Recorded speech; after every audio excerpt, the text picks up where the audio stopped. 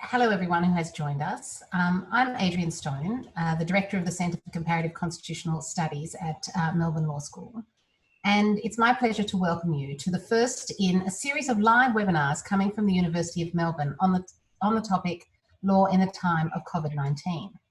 The series will bring the expertise of Melbourne Law School scholars and their associates to bear on the legal dimensions of the extraordinary health, economic and social crisis in which we find ourselves. I didn't get that. Could you try again?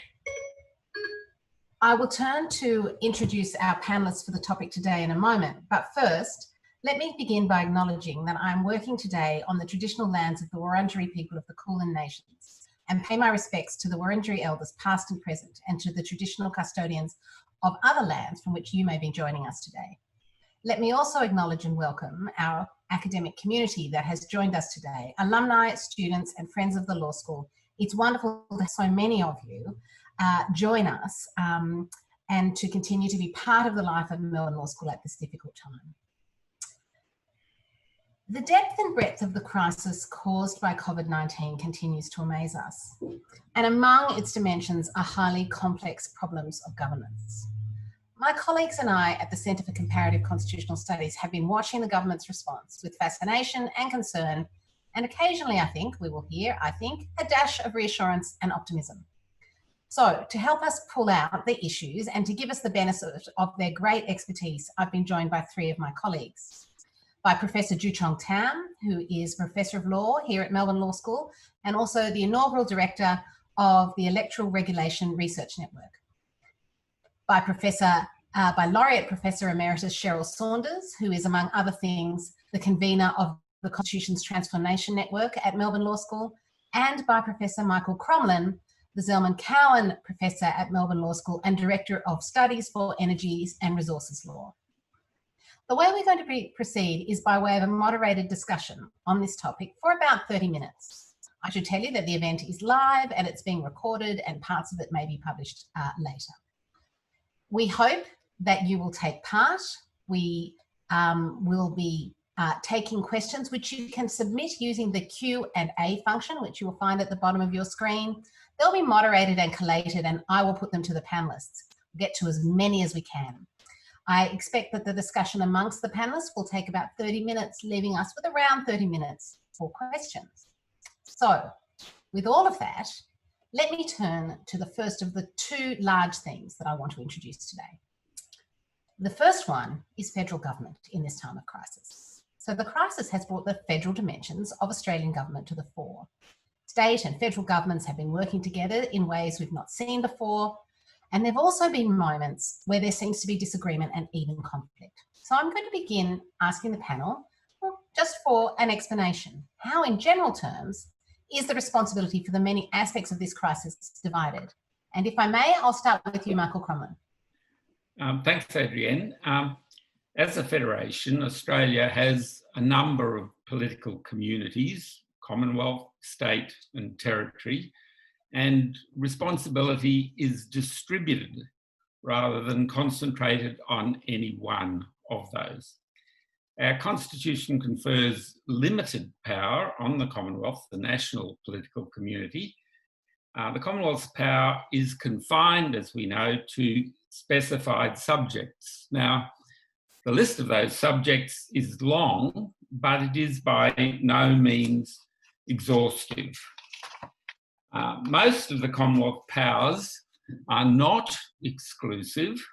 In other words, the states and territories may also deal with those matters provided that their actions are not inconsistent with those of the Commonwealth.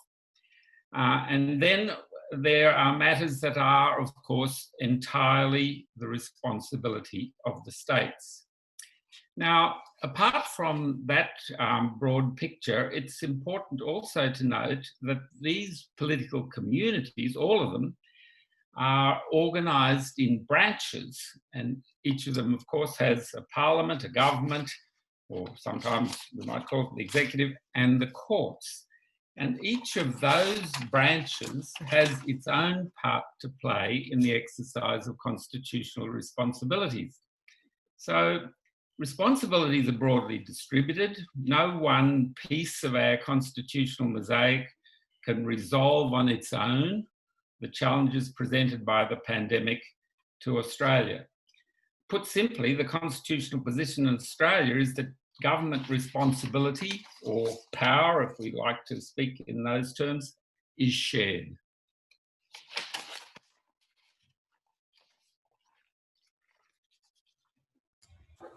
Thank you, that's very helpful. Perhaps the most prominent part of this arrangement has been the National Cabinet, which on one level looks wholly new and on other levels seems a little bit familiar. I would like to bring Cheryl Saunders into the conversation. Cheryl, could you comment on that process and how do you think it's working? Yeah, I'm very happy to do that, Adrienne. Look, you're right. The National Cabinet has been a most remarkable innovation to emerge from the Australian experience of this pandemic. It comprises the leaders of all Australian governments, and as a result, it brings together diverse voices with different perspectives, different responsibilities into what has turned out to be a genuinely national decision-making process. And to go back to Michael's observations, I think it works because it accommodates the twin advantages of federalism. It enables us to achieve coordination where that's necessary, but it also allows for difference when that is necessary in response to different conditions around the country. So we've seen this in action really since the pandemic began to be treated as a major issue in the country. The National Cabinet's agreed on certain common goals, flattening the curve through social isolation, building up health systems, etc. But at the same time, it's accepted that individual governments will respond differently within those parameters in ways for which they're accountable to their own parliaments and their own electorates. So, for example, states where the virus was more widespread have imposed a deeper lockdown and for longer, and I think we'll probably see that continue. The more remote states have shut down borders, etc. So I think the process has worked remarkably well. There seems to be a genuine commitment to it on the part of all participants. And by and large, it's been characterised by a mutual respect for the responsibilities of each of the participating. Of course, as you suggested in your question, the process hasn't been perfect, but in a way you couldn't have expected it to be. So there've been some tensions over schools. There's been some buck passing, for example, over responsibility for the Ruby Princess. But what's impressive is that the participants so far have risen above those challenges and that the process has survived. Just follow up with that. I wondered if I could ask you, how do you think it's best characterised in terms of its, I guess, its constitutional and legal status? The description of cabinet seems to suggest one institution, but one other way of looking at it is it's really an intergovernmental forum. What's your view on that question? Look, it certainly is an intergovernmental forum. What's remarkable about it, though, is that while we've had plenty of intergovernmental forums before, none of them have worked as well as this. Mostly they've been rather top-down, they've been dominated by the Commonwealth. You've never had a sense that the participants genuinely contribute to and own and are committed to the outcomes. That's been the accomplishment, I think, of the National Cabinet. And I think that in turn reflects the respect between parties and also the acceptance that this is unity in diversity. I think that there is some potential for confusion with the term cabinet. We normally think of a cabinet as being a decision-making body, all the members of which come from the same parliament and are responsible to that parliament. That is certainly not the case here. Each of the members has its own cabinet process, its own parliament, and ultimately its own section of the Australian people to which they are responsible. So it may be that if, as has been suggested, the National Cabinet process continues into the future, and if we can maintain this culture of cooperation, then that would seem to be a good idea. But it may be that in that event we should think about a term that is perhaps a bit less potentially confusing, perhaps National Council or even Federal Council might capture the meaning a little bit better. Thank you for that. Can I just jump in here, Adrienne? I think Yes, go ahead, Joo-Cheong. I think what your discussion shows is sort of a paradoxical situation where you have a national cabinet, which is not, in fact, a cabinet functioning really well. And I think that's, as Cheryl mentioned, and then you mentioned, I think that's one of the remarkable innovations of this crisis. At the same time, you have a development that perhaps is less salutary, which is basically the sidelining of cabinet proper. So at the federal level, you essentially have decision-making carried out, not through cabinet proper, but with the Prime Minister and the necessary committee of the cabinet. In Victoria, again, cabinet is not operating as it normally does, where you have the so-called, what the papers have dubbed the Gang of Eight, where you have the Premier with the Crisis Committee of Cabinet being the key decision-making forum in terms of government. So I think it is quite a mixed situation, just when we think about this particular topic. Yeah, but that, I agree with that. But it's always been the challenge of intergovernmental relations in Australia. I think that the various cabinets are working more effectively in relation to this body than they have to COAG, for example, where state cabinets tend to get completely sidelined. Right. So I agree with this. This is something that deserves serious consideration going forward, to try to capture the effectiveness of it while still maintaining the diversity of the federal system and the lines of accountability through parliaments to people. Thank you. Michael Crommelin, do you want to come in on that at all? No, I don't think I have anything to add at this stage. Well, I have a question that I would like to put directly to you then. The other side, I think, the other phenomenon of interest, I think, that has especially clear federal dimensions has been the opening of schools in the various states. And that's a matter around which there's been, some contest and even conflict. So I wondered if you could talk about how that is shaped by our federal arrangements and what the crisis reveals about the operation of federalism in this sphere. Yes, well, thank you. The school situation is a very interesting case study, because responsibility for schools is largely a matter for the states, not the Commonwealth. The Constitution doesn't confer any specific power on the Commonwealth over schools. Now, of course, the Commonwealth has achieved a role in relation to education and, I suppose, indirectly then schools through two avenues. One, by its power to provide benefits to students if it chooses to exercise it, and secondly, by its power to provide financial assistance to the states, or perhaps in some circumstances even directly to bodies such as corporations. Now, those areas of influence allow the Commonwealth to play a part, but it's not a part that amounts to control. The control of schools rests with the states, and that's true not only of the government schools, but also the private schools in each of the states.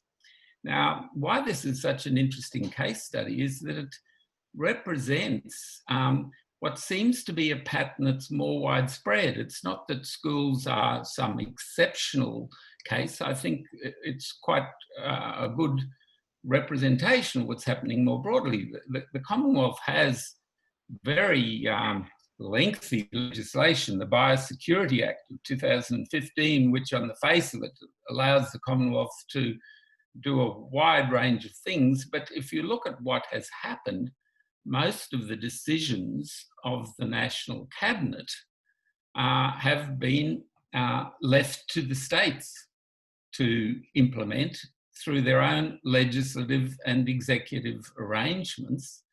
And the basis on which they've been left to the states has, in many instances, allowed at least some latitude, recognising that this is a country of diversity for reasons of geography, if nothing else, and different places, different political communities may require different degrees in implementation of what nevertheless a joint decision. So it's a great example, and I think very instructive. Thank you for that. Look, there's lots of things I'd like to follow up, and I'm also noting their questions in the chat, in the Q&A, which I'd love to get to later. But what I might do in light of the time is actually introduce the second major theme that I want to talk about. And to some extent, it's been foreshadowed a little bit, particularly by Joo-Cheong Tham's comments. So, of course, federalism is one fundamental feature of our government, but constitutional government in Australia is also, it's characterised by democracy, which is equally fundamental. And this crisis is arguably placing stress on these aspects of government as well. So I've got some questions I'd like to put to the panel in relation to that. Let me start with Joo-Cheong Tham. Joo-Cheong, as you noted, parliaments in Australia aren't functioning as normal. And could you just update us on how legislatures are operating? And tell us what kinds of concerns you have about their current operating. Thanks for that, Adrienne. The general picture is that parliaments are not sitting in a normal way across the country because they've been adjourned.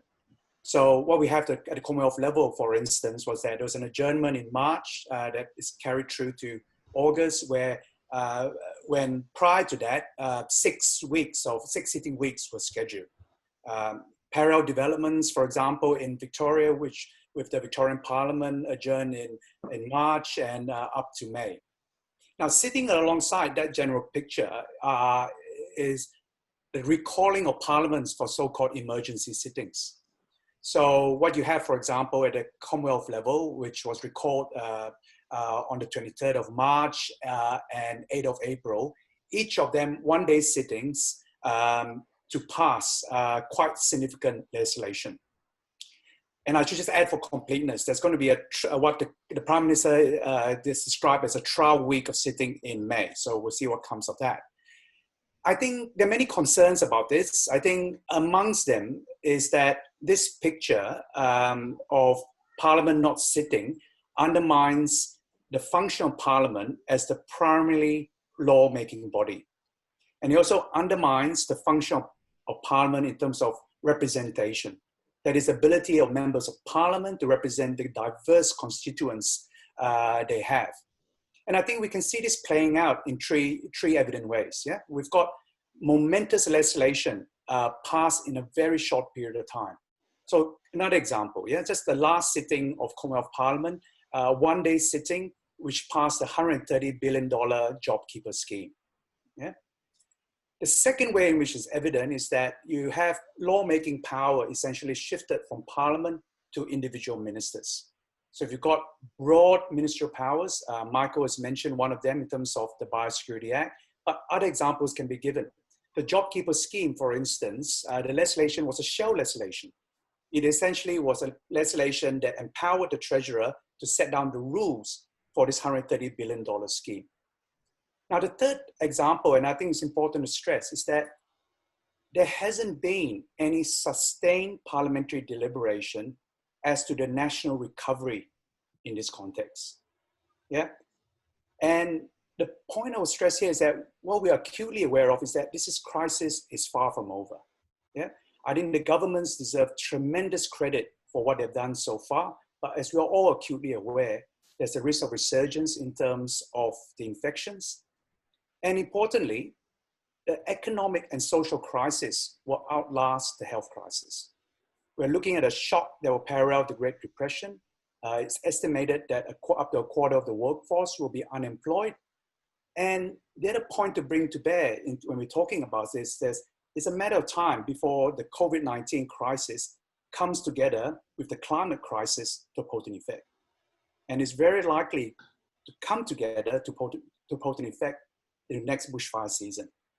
And it seems to me it's vitally important at this time of crisis, a time of, if you like, cascading crisis, for us to harness the strengths of our democratic institutions and particularly the strengths of our parliamentary institutions. Thank you for that. Cheryl Saunders, I think you wanted to come in and say something at this point.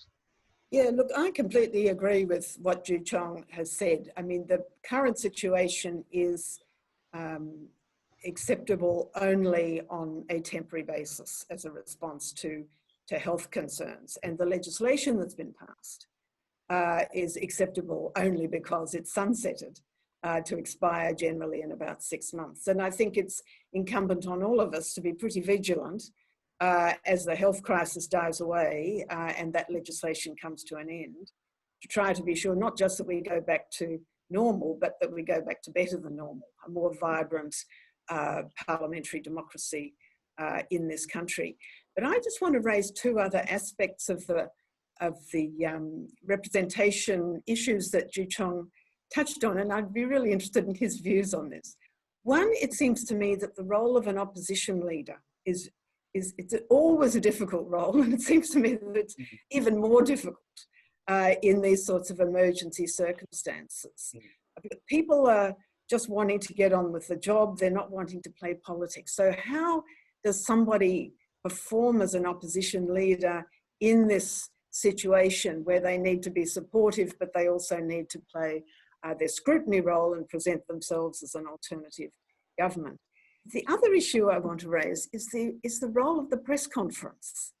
I have never been so conscious of Australian political leaders, both Commonwealth and state, appearing before the press every day, lengthy press conferences, genuinely answering questions, and providing some sort of channel of accountability in that regard. Maybe this has happened before and it's just got more media coverage than usual, but it does seem to me to be a bit of the puzzle that's filling in some of the absence of formal parliamentary processes until they can become regularised again.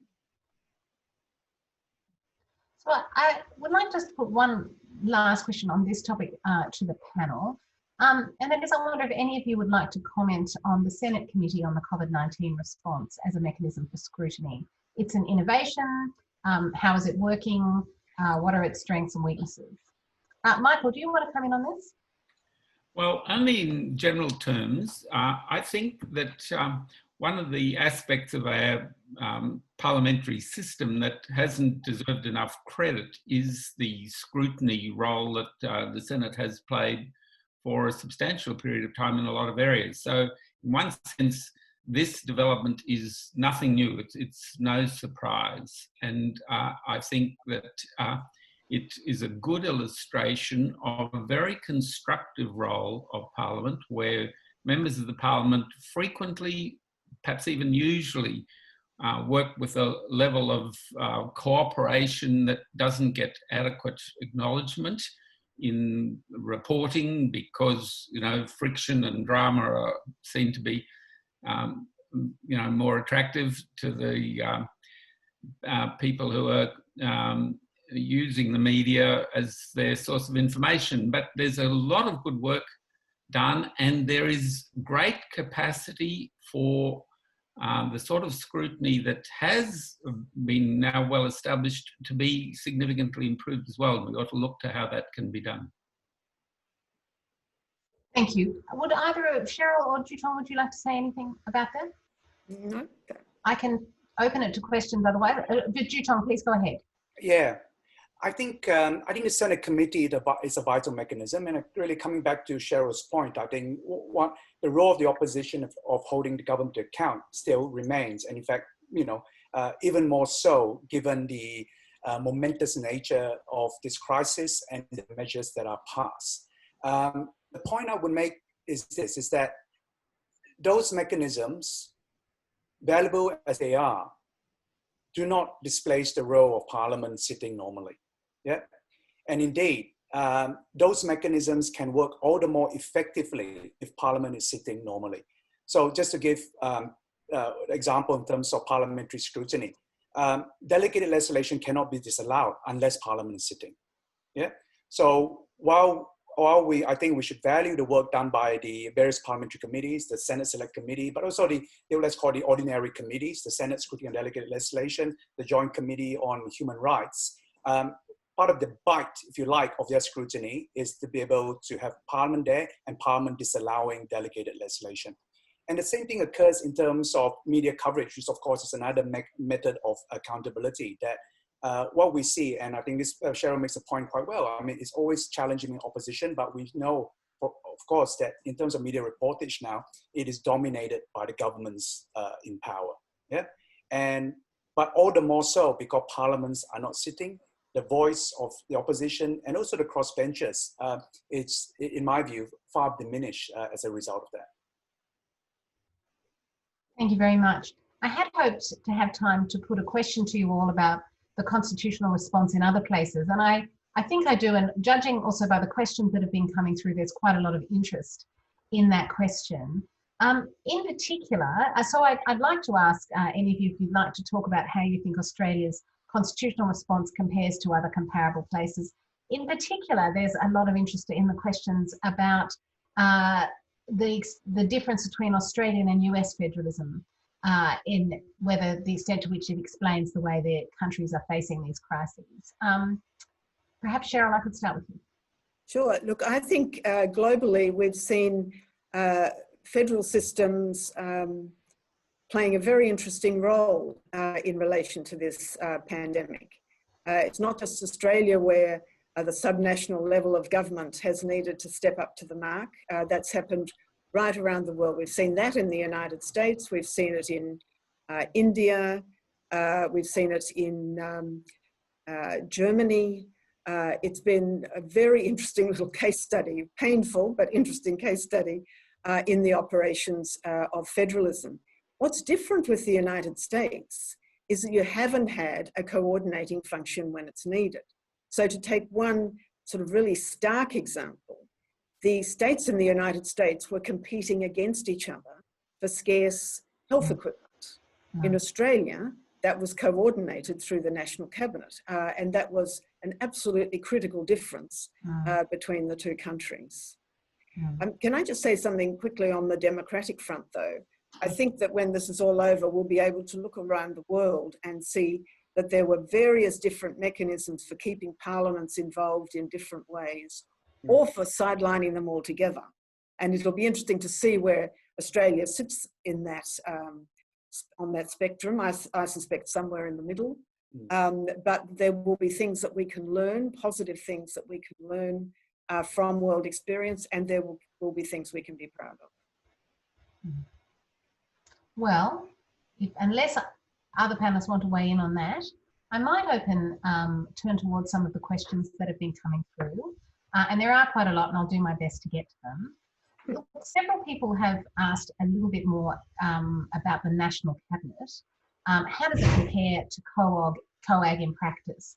And what kind of institutional forms that we might we bring to COAG to replicate the success of the National Cabinet? Perhaps you commented a little on that, Cheryl, before, but perhaps you could just return to it. Yes, I'm happy to do that. I don't want to sort of hog the webinar, though. Look, on the face of it, they look very similar because at least in one manifestation, COAG has the same people in it, the Prime Minister and the Premiers and the Chief Ministers. But it doesn't work in practice in the same way. It's not a genuinely national decision-making body that sort of is owned by all the participants. And so there's an interesting question of why that is. I saw the Premier for Western Australia at some stage said he thought the difference might be that COAG had become heavily bureaucratised, many meetings of public servants preparing the ground for ministers, whereas this just brings the ministers together to solve a common problem, and there might be something in that. It might also be that just the nature of the crisis has forced people to genuinely recognise each other's strengths. But we'll need to think quite carefully about this if we want to maintain this process going forward. Look, I'd like to follow up with just a further question on that and put it to all of the panellists. And it actually, I should acknowledge, it comes from Anne Toomey, who we're very glad to have with us today. Hello, Anne. And Anne asks, it seems the reason that the National Cabinet was called by that name was to avoid scrutiny under FOI or under FOI legislation or for orders for the production of documents. And that's been achieved by formally making it a subcommittee of the National Cabinet. Just wondering what views you have about it, about that arrangement, and whether, in light of it, how scrutiny of the National Cabinet is best achieved. Who'd like to go first? Perhaps I could just deal in part with that. I think the suggestion that Anne makes is a very interesting suggestion, and it really does provoke a very, very challenging line of inquiry. I'm not convinced, without having undertaken that inquiry, that it necessarily works to achieve that end. But that's a matter for the future to see. I think, you know, the status of the real cabinet itself is so much based on convention that we're into a territory that is, by its nature, a highly contestable territory regarding appropriate composition of such a body or a committee of it.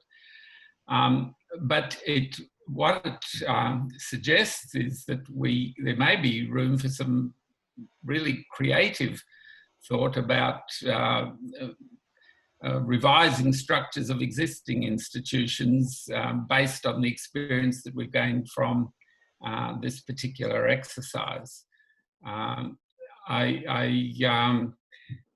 think it's clearly not a cabinet. It is an intergovernmental arrangement. It's an intergovernmental arrangement of particular significance because it has worked in a way where all the participants have accepted and respected the place of the others in the wider scheme of things.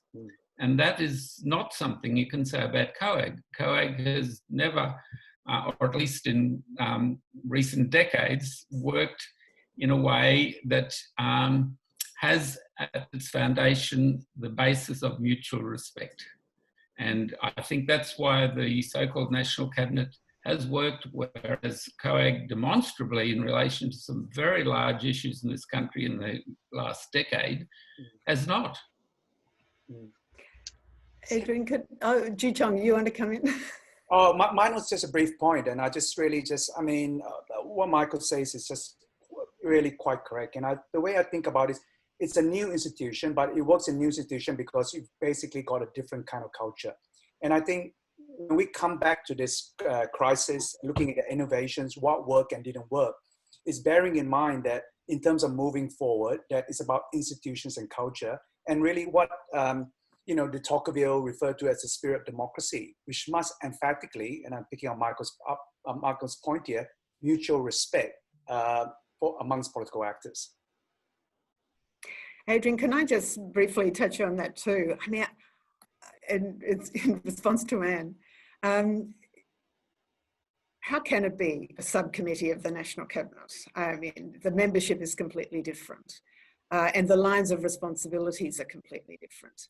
And if the goal of that is to avoid freedom of information, well, there would be a question in any event, I'm sure Joo-Cheong would say, how far should you go down the path of avoiding openness and accountability for these bodies? And that's another debate. But in any event, there are provisions in the freedom of information legislation to protect intergovernmental decision-making in appropriate circumstances from release of information. So I've also seen that suggestion that Anne raised, but it doesn't seem to me to be the way to take this forward. So there are lots of questions coming through. Just one last question on the federal dimensions. I wonder how all of you see the sort of overall trend here. Do you think we're seeing, we often think of ourselves, I think, as a centralised federation. Has this been a marked turning point?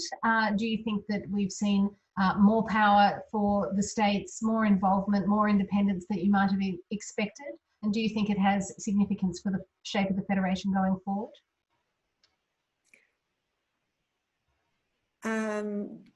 Well, we have seen ourselves as a centralised federation, and I suppose that's right in some respect, but the centralisation comes largely from the Commonwealth's power of the purse, which is problematic in its own terms for accountability.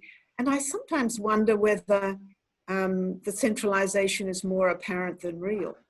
Just looking at the ways in which the states responded first to the bushfire crisis and then to this, what you see are very powerful, functioning subnational governments in this country with generally competent teams managing difficult circumstances. So one of the things that's happened as a result of the pandemic, I think, is that the states have had a higher profile. And that's not going to go away anytime soon, I suspect. Mm-hmm. I don't know what the others think about that. Yeah. Other views on that? Yeah, I think partly in terms of I suppose there are certain distinctive features in terms of how federation is working in this particular scenario. And I suppose the question is whether for this to continue, at least the positive aspects, do we still need those features in place, right? One is the National Cabinet, but what's also important to stress is that the National Cabinet worked in concert with the Australian Health Protection Principal Committee, which is comprising the chief medical officers of various jurisdictions, and you basically had back-to-back meetings. So, question mark for the future, whether do we need a similar kind of institutional structure for this to work? And the other point, and again, coming back to Michael's point about mutual respect, I think it seems to me the mutual respect was also underpinned by some balance of power resources in this particular scenario. Meaning that we had basically a crisis where the two key areas which the crisis implicated, and Michael clearly spelled this out at the beginning, education or health in particular, but also when we think about schools, education, and so they were really mainly the responsibility of the states. So they brought that to the table. And I suppose question mark for the future, do you need that some degree of that balance of resources and power for mutual respect to be engendered? So I want to bring together a couple of questions that are out there about the role of experts in this crisis, and particularly of the Chief Medical Officer at the federal level and the Chief Health Officer at the state level. I wonder in general what comments you have on it, but in particular, do you think that both the independence of these bodies or these officers is sufficiently secure, and also do we need mechanisms for scrutiny of them as well? I think their role has been very, very interesting, both in relation to providing advice through the particular committee, the name of which now escapes me, to the National Cabinet. Very, very important role has been discharged there, and I think with real credit to the officers involved. But then, of course, at each of their state and territory levels, again, they've had a further responsibility essentially relating to implementation of the decisions of the National Cabinet. Now, how secure are they? I think it's an aspect of our system of government that requires close attention, that people who hold statutory offices of one sort or another have been shown to be not as well protected from direct political interference as their offices and statutory positions require. And so in this case, I'm not suggesting there has been a problem of that sort, but you don't have to think very far back to see examples of people holding statutory offices declared by Parliament to be independent, who nevertheless have been subjected to quite inappropriate pressure. So I think there is a risk of vulnerability, but it's wider than the particular instance that we're looking at the moment. Can I just mention, Adrienne, I think alongside the Australian Health Protection Principal Committee, which comprises medical officers. And that's a formal body, right? It's a formal body, there's statutory basis to it. So I think the points that Michael raised are quite right. At the same time, it's a statutory body, it's a formal body. I have more significant concerns with the COVID Coordination Commission. And this is a commission that led by the Nev Power, who was a former Chief Executive Officer of Fortescue Metals. And it's entrusted with essentially the economic recovery plan. There's no statutory basis for this body. It is not clear how decisions are made, questions of transparency, and also questions of independence in terms of the advice given. So my concerns, I suppose, are much more significant in terms of that informal body. That's not to say we shouldn't have a body like that. It's a question of certain conditions need to be met for its legitimacy and effectiveness. So several people have asked about the long-term effects of all of these measures. In particular, we should note that there are some emergency measures in place. So the questions include things like how will they be rolled back? Will they bring about a permanent change in relations between the Commonwealth and the states, and other kinds of questions? And are we likely to see the National Cabinet continue or be short-lived? So there's a little grab bag of issues there about the future, and I wonder if I could put it all to you. Look, I think it's possible that aspects of the National Cabinet might continue. It would be great if the idea that there could be a genuinely national approach when that was needed could continue in some effective form, which is not to say that everything has to be channeled through a National Cabinet. And I think this goes back to some of Joo-Cheong's points as well. There are some things that governments can do perfectly satisfactorily by themselves. But if it's going to continue, then the question is on what basis, how's it going to be run, what's it actually going to be called? Should it be called a national council or a federal council to more accurately capture what it really does? So there are positive aspects of what's going on that could continue, but we don't want some things to continue. I mean, we don't want the sidelining of parliaments to continue, the heavy reliance on delegated legislation to continue, the abandonment of the possibility of disallowance. And I think it's going to be quite important that as this pandemic starts becoming less of an immediate threat to health and life, that we're quite vigilant about keep getting the democratic system back to what passes for normal. Can I just add to that a point that Cheryl, I think, made before, but I'd like to reinforce it. I would hope one of the medium to long-term results would be a recognition that our system of government has responded well to this very, very serious challenge, and indeed has demonstrated strengths which can be further utilised in the future in a variety of ways. So the capacity to acknowledge that there are multiple players, all of whom have a variety of responsibilities, some requiring coordination, others simply requiring discharge of responsibility and accountability for their actions. And whilst that in one sense looks complex, I think in fact it's not really complex at all. It indeed is just a reflection of the complexity of life.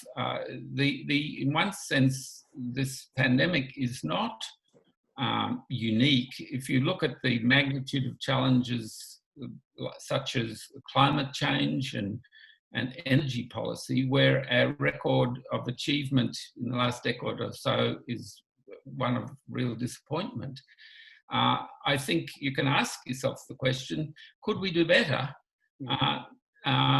Acknowledging how we managed to tackle so far, and I realise it's still early days, the presented by the pandemic. I strongly agree, Michael. I think we should be, and it's without meaning to be too bleak about it, I do think we can clearly see on the horizon that this country will face quite powerful challenges, if not crisis, whether it be in the form of COVID-19, another pandemic, or the climate crisis. And I think then the question becomes, how do we then harness the strengths that we've seen emerge in this crisis to bring us forward while leaving behind the less desirable parts? So I have another question to put to you about that raises this question of the adequacy of the Australian response. And I think there is a fairly widespread feeling that it's been a good response. But some of the questions that have been put point out, of course, COVID-19 has greater impacts on the poor, the incarcerated, the disenfranchised, the detained. And I'm really putting to the question, on the one hand, of whether the response so far has been sufficiently attentive to that, but I guess more particularly for the topic of our seminar, what mechanisms might we be wanting to put into place to really ensure that as we go through this crisis, which is going to take a while, that those kinds of issues are properly ventilated and attended to. Let me just make one point, just by way of example. I think one lesson that has been very apparent and shouldn't to be learned, but nevertheless it's been underlined, is the crisis of public housing accommodation in this country, and how important accommodation is to the wider lives of all those people who find themselves in that situation. There are already some encouraging signs that governments at both constitutional levels are openly acknowledging the need to deal squarely with this in a way that has clearly been neglected for the last decade or more. So I do think that it's important to recognise that a pandemic wreaks more vengeance on the vulnerable than on the strong, and underlines the absolute significance of facing the weaknesses and trying to deal with them so that whatever comes next doesn't find as many vulnerable targets. I think the example Michael gave about public housing, I think we can look at it in two ways, okay? One, I think it's under concrete measures that, in my mind, if you like, have triple benefits, right? So public housing, and a number of economists have promoted it. This is a good measure in terms of economic recovery, but of course it's also a social justice measure in terms of needs that Michael has mentioned. But importantly, and this comes back to your question, Adrienne, is that it also could be a means for basically where we can think about democratic experiments and bringing the voice of those who experience this need, for them to be able to articulate how that need, what their needs are and how those needs should be shaped. And I think too that alongside those, and this comes to the second set of measures, is that a body like the COVID Coordination Commission, again, I don't think necessarily think it's a bad idea to have a group of business people giving advice to the government, but certain conditions need to be met. But I think we must recognize, of course, the point we're making, that this has grossly uneven impacts. But also, it's not just an economic crisis, it's a social crisis. So, for example, one question I would be asking is that the major charities, for example, have set up a charities cabinet. Now, what are the institutional mechanisms one could develop to bring their voices to the fore to address the questions that you just mentioned? I can't resist noting another cabinet. Yeah.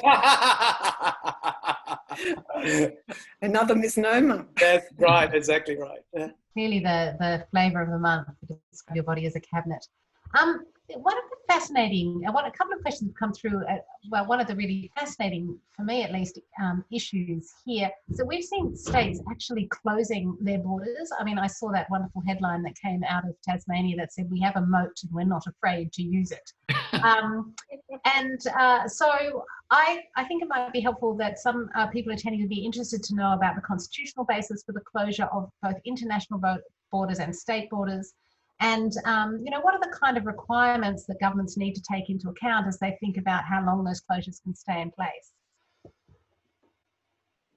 Well, I think the closing of the international borders is, the constitutional power to do that is obvious. That's a Commonwealth responsibility. How long they'll remain closed will ultimately be an economic and social decision because of the inconvenience of closure. And we've already seen some discussions about the safe bubble with New Zealand as being the first way of opening up, and then maybe extending out into the Pacific and extending out to other countries that have the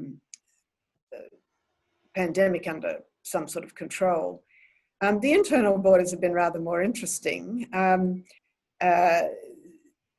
Closing the internal borders on the face of it runs into a couple of sections of the Constitution, and we won't bore people with the details, but the only way in which those constitutional problems are avoided by this closure, I think, is to say that this is a genuine emergency.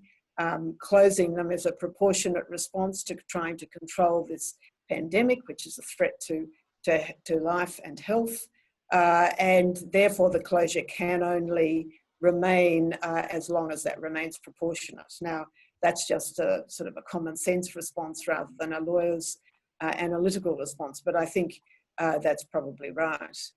But it has been a very interesting example. The other thing I'd say about border closure is that Tasmania did it with its moat, as you said, and then South Australia, Western Australia, and I think the Northern Territory did it. Queensland also. New South Wales and Victoria did not. And I think the reasons for that are that the two communities are too closely interwoven at the border. It wouldn't have been practicable to do it here. And so we didn't. So with that, you see a very interesting illustration of how different states in different situations have been able to respond differently to the pandemic. Adrienne, just one small footnote to that, without again getting technical. One of the interesting aspects of Section 92 of the Constitution, of course, apart from its rousing language, absolutely free, is that it deals not only with trade and commerce, but with movement, human movement. And as we all know, the movement aspect has not received the treatment in the High Court that the trade and commerce aspects have. And I think the movement aspect potentially represents a huge dilemma for the High Court, ultimately to work out what in the world Section 92 protects by way of movement, intercourse among the states. So I have no answer that I wish to bring forward at this point. That's another seminar. But I think it's put it squarely on the agenda in a way. It's just been too easy to brush aside in the past. And I don't know that it can be brushed aside anymore. It's a brilliant examination question for constitutional law students. There's a few of those around. That's right. And if we'd written this even a few months ago, it would have just looked highly implausible, I think. I want to ask one more question that has come up in a couple of the questions.